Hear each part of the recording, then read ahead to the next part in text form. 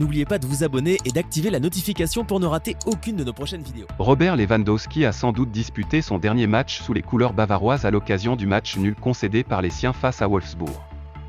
Interrogé quelques instants après la rencontre en terre basse saxonne, l'international polonais aux 129 sélections, 75 buts, a d'ailleurs confirmé l'incertitude autour de son futur, ajoutant que cette 374e rencontre, pour 344 réalisations, pourrait être sa dernière sous le maillot bavarois. Il est très possible que ce soit mon dernier match avec le Bayern. Je ne peux pas l'affirmer à 100%, mais il est possible que ce soit mon dernier match. Nous voulons trouver la meilleure solution pour moi et pour le club.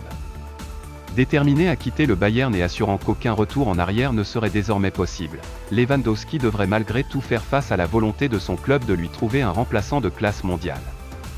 Dans cette optique et malgré l'échec du dossier Haaland, officiellement transféré du côté de Manchester City, les dirigeants bavarois se penchent désormais sur d'autres pistes. À ce titre, les noms de Sadio Mané et Darwin Núñez reviennent d'ailleurs avec insistance ces derniers jours, mais les sommes demandées pour ces deux stars de la planète semblent quelque peu refroidir les hautes sphères bavaroises, réputées pour leur sagesse en termes d'investissement. Le Barça voudrait profiter de la situation d'Ilkay Gündoğan, qui pourrait quitter Manchester City, ce mercato.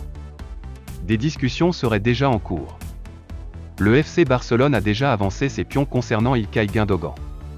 Les dirigeants du club catalan se seraient rapprochés de leurs homologues anglais afin de prendre connaissance de sa disponibilité.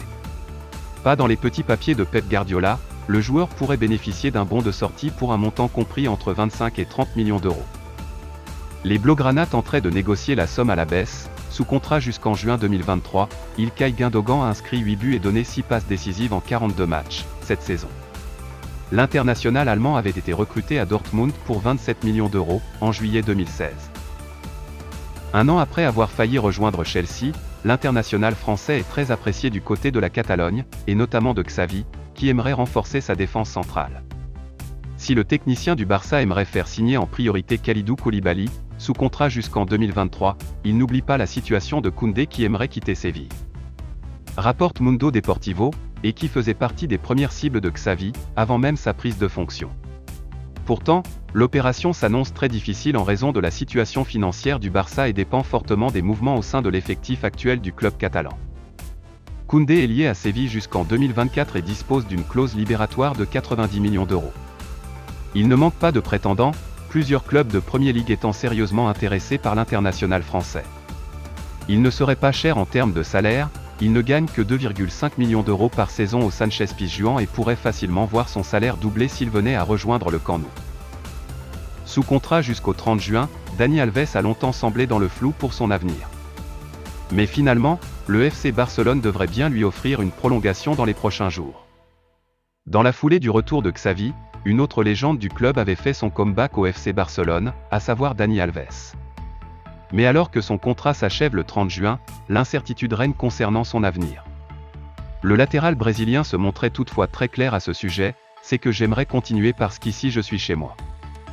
Je suis dans le club et dans l'équipe pour lesquels j'ai dû me battre pendant 5 ans pour revenir.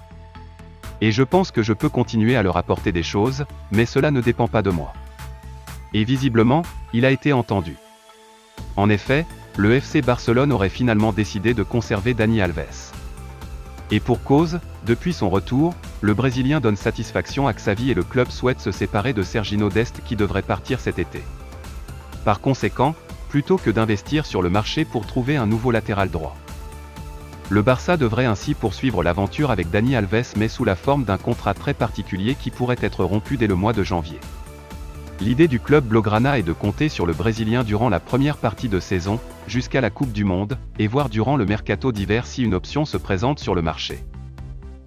Merci d'avoir regardé cette vidéo. Et n'oubliez pas d'être abonné à ma chaîne YouTube, on se retrouve pour une nouvelle vidéo.